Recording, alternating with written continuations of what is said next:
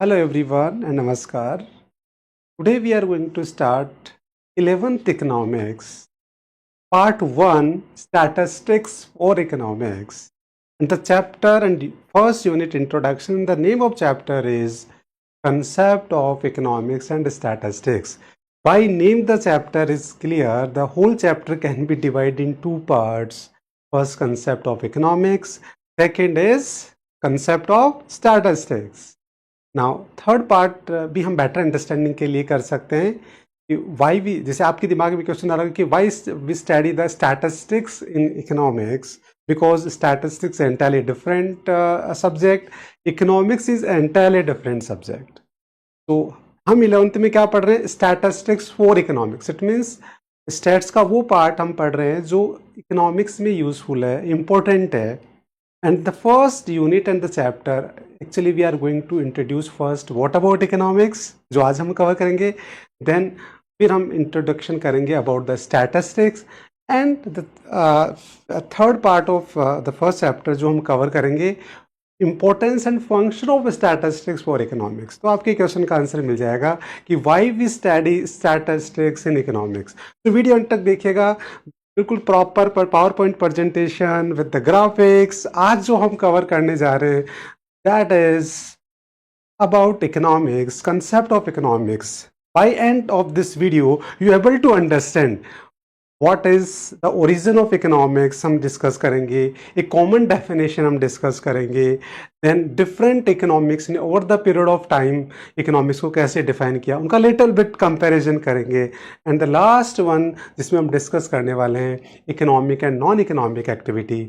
तो वीडियो अंत तक देखिएगा. ये वीडियो देखने के बाद आपको यूट्यूब पे किसी भी वीडियो को देखने की ज़रूरत नहीं पड़ेगी. इतने एफर्ट्स और इफेक्टिव तरीके से मैं आपको समझाने वाला हूँ. विदाउट वेस्टिंग योर टाइम हम वीडियो स्टार्ट करते हैं. सबसे पहले आते हैं व्हाट इज़ द ओरिजिन या where economics derive from the economics. तो हम बात करते हैं कि इकोनॉमिक्स जो वर्ड है का ओरिजिन कहाँ से है एंड द डेरिवेशन की बात करते हैं. तो देखिए इकोनॉमिक्स जो वर्ड है which is derive from the two Greek word. First oikos which means household and second is nomos. तो इट मीन्स टू मैनेज या मैनेजमेंट या लॉ हम बोल सकते हैं. These are two Greek words. कुछ बुक्स में यहाँ नोमोस लिखा हुआ है, कुछ में नेमीज. तो दोनों बहुत आर द सिमिलर, है ना, more and less the similar meaning होता है. बिकॉज हम यहाँ मैनेजमेंट की बात करते हैं, स्पेशली वहाँ लॉ की बात करते, तो it's same one. So don't get confuse, both the words are same. Okay, now combinedly they known as a law of household. Law of households. And what mean by law of household. तो देखिए law of house hold का मतलब ये हो गया कि the art of utilising limited funds in the most economical manner. तो economics जो ओरिजिन हुआ वो हुआ हाउस होल्ड. हाउस होल्ड मतलब आवर फैमिली. जब हम सिविलाइज्ड हुए तो सबसे पहला यूनिट क्या था? हमारी फैमिली. और फैमिली के अंदर अगर हम बात करें तो सबसे पहले प्रॉब्लम क्या आई कि wants are unlimited, resources are limited and they have alternate use. तो सबसे पहले ह्यूमन बीइंग को जो प्रॉब्लम आई वो हाउस होल्ड मैनेज करने में प्रॉब्लम आई. बिकॉज वांट्स अनलिमिटेड थी, रिसोर्सेज लिमिटेड. तो वहीं से हमारा इकोनॉमिक्स का यूज था. Because economics provide the solution how to use our limited resources with the unlimited with the alternate use in relation of unlimited wants. तो हमें कैसे यूज करना है, that's why we study the economics. तो law of house hold अगर आपको समझ में आ गया तो हम कह सकते हैं कि इकोनॉमिक्स का ओरिजिन आपको समझ में आ गया. एंड हम ही कह सकते हैं कि who is the best economist. Your mom is the best economics. Because उनका यही काम है. वो क्या करते हैं, हमारे घर का सबका क्या होता है, एक फंड होता है, रिसोर्सेज होते हैं विच इज़ लिमिटेड होते हैं. और उसी में हमारे फैमिली मेम्बर्स की वांट्स जो है वो अनलिमिटेड होती है. और वो लोग क्या करते हैं कि उसको सारे फैमिली मेम्बर्स की वांट्स को फुलफिल कर देते हैं, कुछ पार्ट सेव भी कर लेते हैं. That is economics.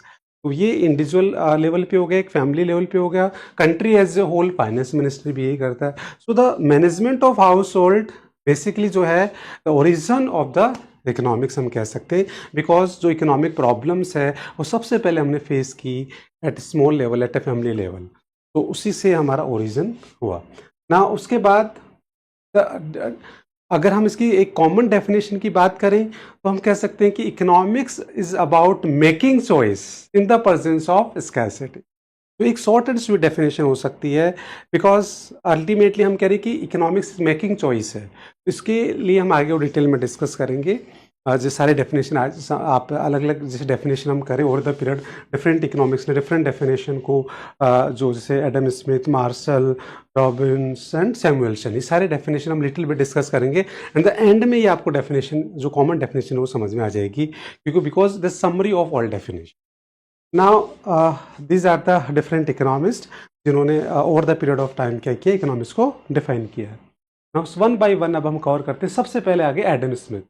Adam Smith is known as a father of economics, modern economics. तो आपसे कोई पूछता है कि who is the father of economics, तो एडम स्मिथ की बात करेंगे।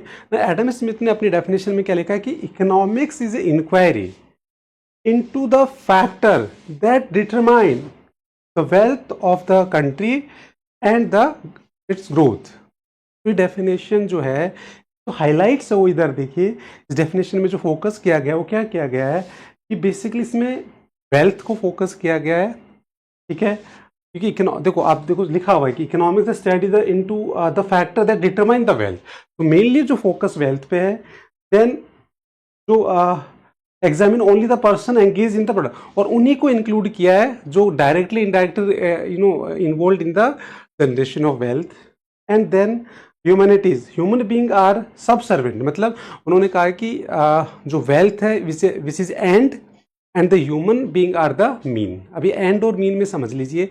एंड का मतलब होता है कि सपोज हमारा एंड ऑब्जेक्टिव क्या है ना। जैसे आप लोगों का बच्चों का मार्क्स होता है कि आपको अच्छा स्कोर करना इन इकोनॉमिक्स 100 आउट ऑफ 100, ये आपका क्या हो सकता है, एंड हो सकता है।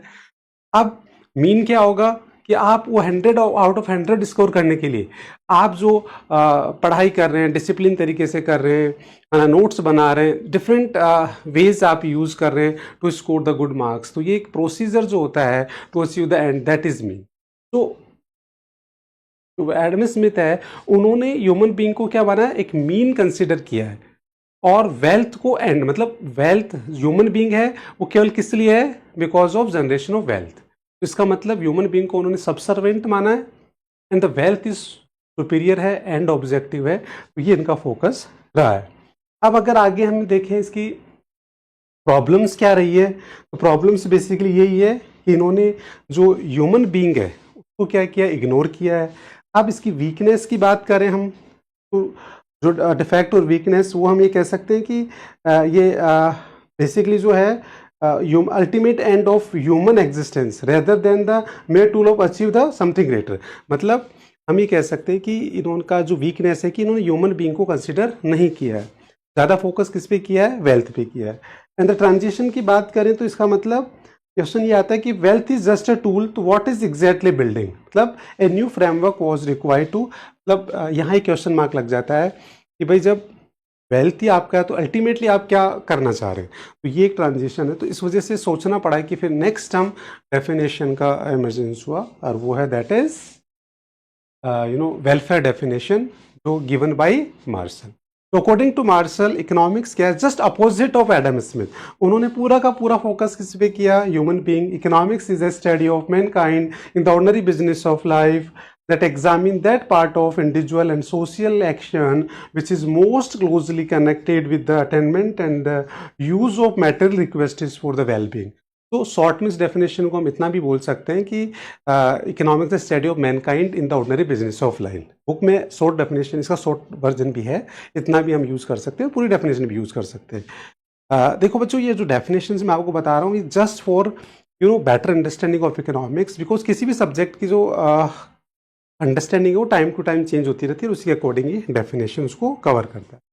तो आप लोग को इस हिसाब से, तो ये डेफिनेशन मेनली जो फोकस कर रहा हो किस पे कर रहा है, देखिए ये जो इकोनॉमिक सोशल साइंस है and shift focus from the wealth to human beings. तो इसका पूरा का पूरा फोकस क्या हो गया, मतलब जस्ट वाइस वर्सा कर दिया। देखो वेल्थ, अगर हम बात करें एडम स्मिथ ने जो एंड क्या माना था, वेल्थ, और मीन किसको कंसिडर किया था, ह्यूमन बींग।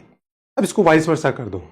मार्शल कहते हैं कि and is human wellbeing and the mean is wealth. मतलब हम जो वेल्थ जनरेट करते हैं only for the betterment and the well being of the human being, जबकि एडम स्मिथ इसको क्या करा था, वाइस वर्सा। तो इसलिए इसको हम थोड़ा सुपीरियर डेफिनेशन बोलते हैं, because it's more consider on the human being. Now इसमें भी देखिए प्रॉब्लम क्या थी, सब्जेक्टिविटी। इस सब्जेक्टिविटी की बात करें तो हम कह सकते हैं कि what bring Joy well being और वन पर्सन, मतलब जो एक हम बात करें कि जो वेल बींग है वो एक पर्सन के लिए क्या हो सकती है, वेरी सब्जेक्टिव होता है, पर्सन टू पर्सन वेरी करता है। तो ये एक बड़ी प्रॉब्लम है इसमें। और इसका जो वीकनेस की अगर हम बात करें तो यहाँ देखिए कि इन्होंने क्या किया है, बेसिकली इग्नोर किया क्रिटिकल नॉन मटेरियल सर्विसेज।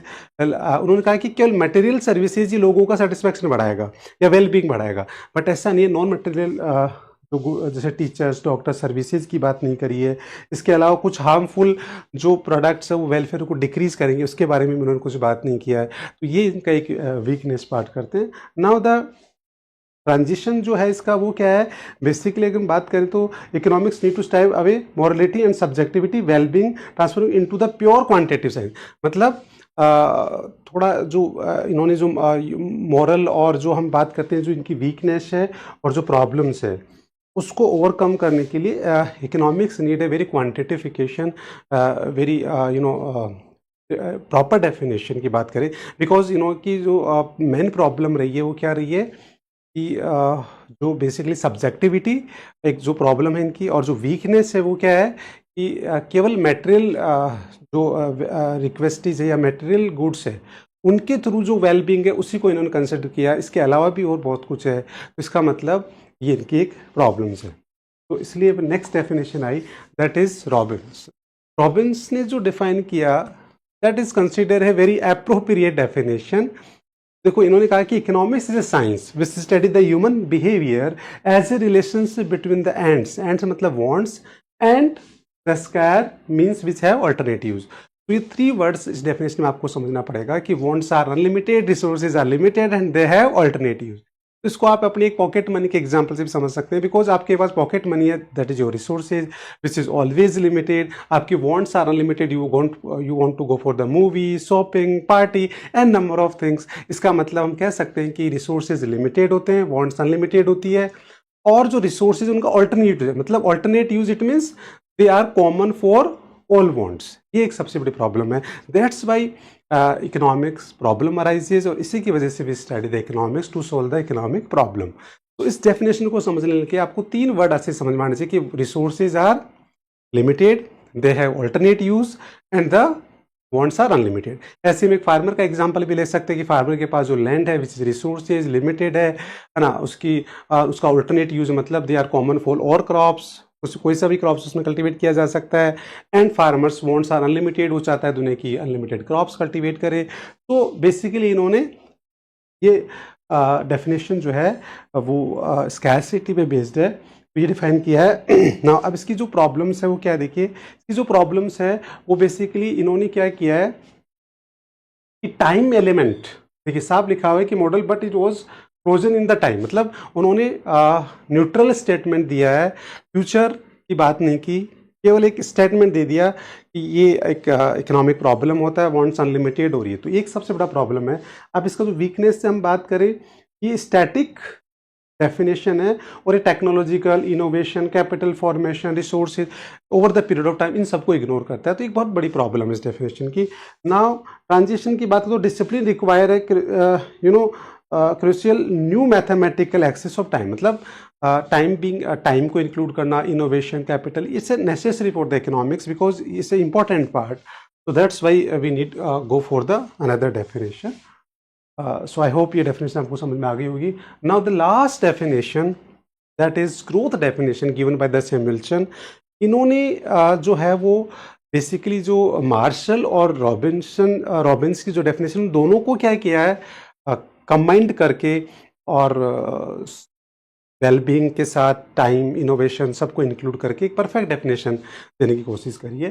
तो इनके अकॉर्डिंग देखिए डेफिनेशन भी एक्चुअली इनकी जो कॉम्बिनेशन है दोनों का, because economics the study of how the people and society end up choosing with और without use of money and employ the scarce and productive resource that could have alternate. ये डेफिनेशन एक तरीके से रॉबिन्सन वाली डेफिनेशन है पूरी. के बाद में उन्होंने to produce over period of time the commodities और the period of time and distribute them the consumption now in the future among the various persons or groups of society। इसका मतलब इसमें टाइम पीरियड की बात कर ली, future की बात कर ली, सोसाइटी वेलफेयर, तो इट्स ए कॉम्प्रिहेंसिव डेफिनेशन। और आपको यहाँ समझ भी आ रहा होगा इसे डायनेमिक डेफिनेशन है। इट्स इसका स्कोप जो है incorporated the choice making, present और फ्यूचर को भी ले लिया। और हम कह सकते हैं कि एक्शन ओरिएंटेड है। इट मीन्स इसमें सॉल्यूशन की बात करिए। देखिए रॉबिन्स की डेफिनेशन है, वो केवल प्रॉब्लम को इंट्रोड्यूस किया है ना, और इन्होंने प्रॉब्लम के साथ साथ सॉल्यूशन की भी बात करी है। सो टाइम को भी इन्वॉल्व किया है और प्रेजेंट फ्यूचर, तो that's why it's a very appropriate definition. तो आई होप ये क्लियर है आप लोगों को ना। उसके बाद अब हम एक समरी की बात करें कि ऑल 4 डेफिनेशन को हाउ कैन वी समराइज। तो देखिए बेटा, समराइज करने के लिए इसमें Marshall definition, Adam Smith, Robinson हमने ले लिया। तो मार्शल ने जो डेफिनेशन दी वो कौन सी दी? Wealth definition. Sorry, Adam Smith ने जो दी वो एडम स्मिथ की जो डेफिनेशन है वो कौन सी है? Wealth definition. मार्शल जो वेलफेयर डेफिनेशन, और ये जो रॉबिन्स ने जो डेफिनेशन दी वो बेसिकली क्या थी? स्कैरसिटी, इकोनॉमिक प्रॉब्लम की जो डेफिनेशन है, और ये ग्रोथ डेफिनेशन की बात करिए। अब प्राइमरी फोकस इन्होंने वेल्थ पे फोकस किया बिकॉज वेल्थ डेफिनेशन है। इन्होंने वेलफेयर डेफिनेशन दी है तो वेलबींग की बात करें विथ मटेरियल रिसोर्सेज, और इन्होंने स्कैरसिटी और इकोनॉमिक प्रॉब्लम डेफिनेशन दी है तो ये उसकी फोकस करते हैं, और ये dynamic and allocation of resources. तो इस तरीके से द समरी। द ह्यूमैनिटीज़ की बात करें तो उन्होंने सबसर्वेंट, मतलब उन्होंने ह्यूमन बीइंग को क्या माना है? मीन और वेल्थ को एंड माना है, जो इन्होंने वाइस वर्सा कर दिया है।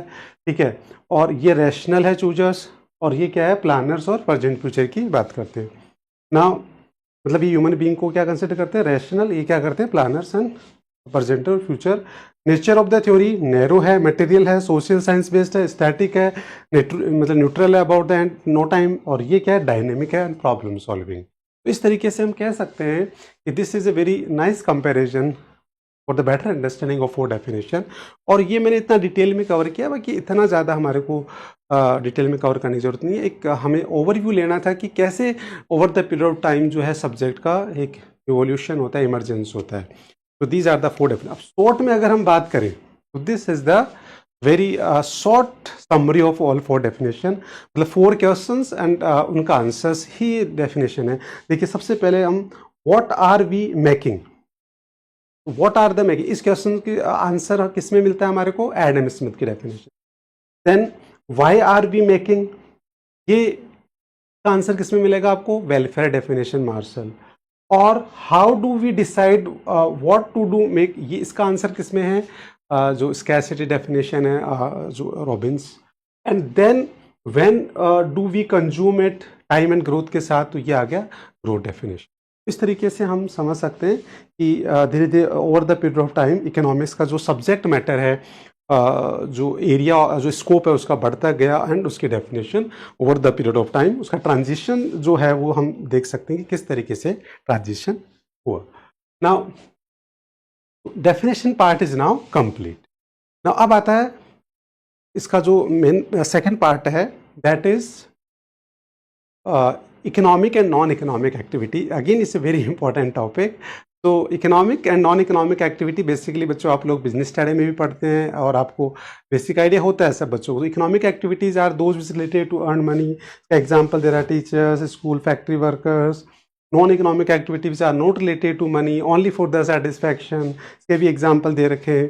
ठीक है, तो and economics only consider the economic activity. That's why we are going to detail discussion about the economic activities. Non-economic activities is not part of economics. Economics only consider the economic activity. Now, about economic activities are 3 types as per our syllabus. That is production, distribution and the consumption. तो हम कह सकते हैं कि हम produce करते हैं various goods किस, और ओवर द पीरियड में डिस्ट्रीब्यूशन की बात करते हैं, and then finally consumption. So these are the 3 economic activities जिनको हम डिटेल में डिस्कस करेंगे 4 शॉर्ट नोट्स। तो one by one we are going to cover this. तो सबसे पहला आता है production economic activity.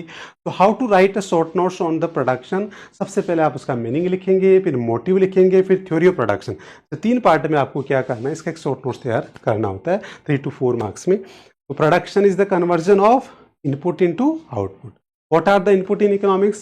Like factors of production, land, labor, capital, entrepreneurship. These are the factors of production and raw material. ये सारे क्या होते हैं? इनपुट्स होते हैं. प्रोड्यूसर इनको कन्वर्ट कर देता है फाइनल गुड्स एंड सर्विसेज. तो production is the process conversion of जो रॉ मटेरियल होता है उनको कन्वर्जन प्रोसेस करता है और फाइनली गुड्स एंड सर्विसेज में कन्वर्ट कर देता है. तो पहले डेफिनेशन आप बता देंगे, फिर motive. What is the ultimate goal of producer? Producer का मोटिव होता है कि वो रिसोर्सेज को प्रॉपर यूज़ करके मिनिमम कॉस्ट पे प्रोडक्शन करके अपना profit maximisation. And theory of production includes, देखिए आप माइक्रो के अंदर बात करें तो the whole microeconomics divide in 3 parts. First consumer behaviour और ये पढ़ेंगे. सेकंड हम पढ़ेंगे प्रोड्यूसर बिहेवियर. तो प्रोड्यूसर बिहेवियर में हम क्या पढ़ते हैं, तो इसमें हम क्या क्या कवर करते हैं कि what to produce in what quantity using methods, cost production, ये सारी हम बात करेंगे. तो ये इसकी theory of production what is include, basically theory of production include कि हम किस गुड्स का प्रोडक्शन करना है, ठीक है, किस क्वांटिटी में करना है और किस मेथड से करना है. मतलब टेक्नोलॉजी की बात करते हैं हम, ये सारा इसमें इंक्लूड करता है. और बाकी सिलेबस के पॉइंट ऑफ व्यू से बात करें तो cost, production, revenue, producer equilibrium, ये सारे पार्ट हम आगे डिटेल में पढ़ने वाले हैं. तो थ्योरी ऑफ प्रोडक्शन का पार्ट होता है आपके सिलेबस के पॉइंट ऑफ व्यू से ना. उसके बाद second economic activity distribution. Again how to write the short notes on this. इसमें भी आपको क्या करना है, सबसे पहले meaning, motive and then the theory of distribution. 3 part में इसको भी कवर करना है. तो सबसे पहले डिस्ट्रीब्यूशन क्या होता है, द डिस्ट्रीब्यूशन ऑफ या हम कह सकते हैं flow of goods and services और factor income in the form of wage rate, interest and जो फैक्टर्स ऑफ प्रोडक्शन यूज़ करते हैं उसके बदले में हम क्या देंगे, wage rate, interest and profit between the producer and household. तो basically this problem related to the division of national income and the flow of goods and services between the producer and house hold.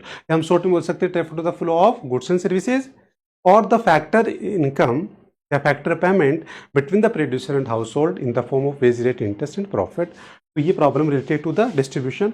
Motive क्या है इसका motive है कि sharing created wealth to maintain the economic balance. इसका मतलब कहीं ना कहीं हम इसमें किसकी बात करते हैं कि हाउ द फाइनली हमारा जो प्रोडक्शन हो रहा है, जो वेल्थ हो रही है, जो जनरेट हो रहा है, उसको हम डिस्ट्रीब्यूट की प्रॉब्लम, मतलब रिच और पुअर में किस तरीके से हम डिस्ट्रीब्यूट करें, कैसे बैलेंस क्रिएट कर रहे हैं, है ना. Who will consume, who will get more, who will get less, ये सारा प्रॉब्लम इसमें हम डिस्कस करते हैं. तो इसका मोटिव बेसिकली है कि बैलेंस क्रिएट करना between the rich and poor. Then the theory of distribution include, देखो these are the factors of production, labour, land, capital और एंटरप्रेन्योरशिप. तो अगर एक प्रोड्यूसर लेबर यूज़ करेगा तो उसको क्या कहता है, wages and salary. Land use करेगा तो उसको रेंट देगा. कैपिटल यूज़ करेगा तो इंटरेस्ट देगा. और एंटरप्रेन्योरशिप मतलब प्रॉफिट. तो these are the factors of production and the factor income. तो इसका जो डिस्ट्रीब्यूशन होता है पूरी कंट्री में, that is called theory of distribution. और इसी के में बैलेंस क्रिएट करना इसका मोटिव होता है. ठीक है. तो थ्योरी ऑफ डिस्ट्रीब्यूशन आप 11th में, हमारा इसका डिटेल में नहीं है, अगर फर्दर इकोनॉमिक्स पढ़ोगे तो सबका एक एक चैप्टर पढ़ोगे आप, वेजेस एंड सैलरी का, रेंट का, इंटरेस्ट का, दीज आर द प्रॉफिट, कि इनका क्या कॉन्सेप्ट है, कैसे डिस्ट्रीब्यूट होते हैं. तो ये माइक्रो का ही पार्ट है, बट ये फर्दर स्टडीज में आपको मिलेगा क्योंकि हमारे 11th क्लास में ये डिटेल में नहीं है. Then third, consumption. So again, how to write a third economic activity, that is consumption, short notes. तो उसमें भी हम क्या करेंगे, meaning, motive and the theory of consumption. तो कंजम्पशन क्या होता है, using of final goods and services for the satisfaction of human needs and wants. तो कंजम्पशन मतलब कंज्यूमिंग द गुड्स, और क्यों कंज्यूम करते हैं हम, for the satisfaction of human needs and wants. ठीक है. मोटिव क्या होगा, satisfaction. Consumer always want to get maximum. अब देखो माइक्रो का जो फर्स्ट 4 चैप्टर्स हैं वो कंज्यूमर बिहेवियर और इससे रिलेटेड ही है, और उसी को हम बोलते हैं थ्योरी ऑफ कंज्यूमर, जिसमें हम बात करेंगे कि कंज्यूमर का सेटिस्फैक्शन, यूटिलिटी, डिमांड, ये सारी चीज़ें जो हम बात करते हैं, this is called the theory of consumption. इसमें मेनली बात करते हैं कि how the consumer get the maximum satisfaction. ये पूरा हम पढ़ते हैं. तो फर्स्ट 4-5 चैप्टर ये थ्योरी ऑफ कंजम्पशन ही है हमारा, और उसके बाद में next 5 chapters theory of producers और प्रोडक्शन होती है, इसमें प्रोड्यूसर बिहेवियर की बात करते हैं, और लास्ट में इनको हम कंबाइंड कर देते हैं. जो थ्योरी ऑफ डिस्ट्रीब्यूशन है उसका हमारा डिटेल में इतना नहीं है, बिकॉज वो आगे जाके फर्दर स्टडीज़ में आपको प्रॉपर तरीके से मिलेगा. तो आई होप एक शॉर्ट नोट्स आराम से आप लिख सकते हैं, बिकॉज मैंने इसको बहुत अच्छे से कवर करने की कोशिश की है. बिकॉज आपका ये 3-4 मार्क्स में कोई भी एक एक्टिविटी पे शॉर्ट नोट्स आ सकते हैं, तीनों भी आ सकती है. नाउ के बाद प्रेजेंट की अगर हम बात करें तो इकोनॉमिक्स का जो मेन फोकस है वो अभी धीरे धीरे क्या हो गया है, शिफ्ट हो गया है कि देखिए modern economics require special study beyond the conventional division of raw numbers must be apply to solve the real world frictions. का मतलब now the focus of economics day by day is shifting और is a more a problem solving in nature. तो देखिए ये disparities पे focus कर रहा है, पावर्टी पे कर रहा है, अपॉर्चुनिटीज पे बात कर रहा है। तो हम कह सकते हैं कि data and statics are the essential tools.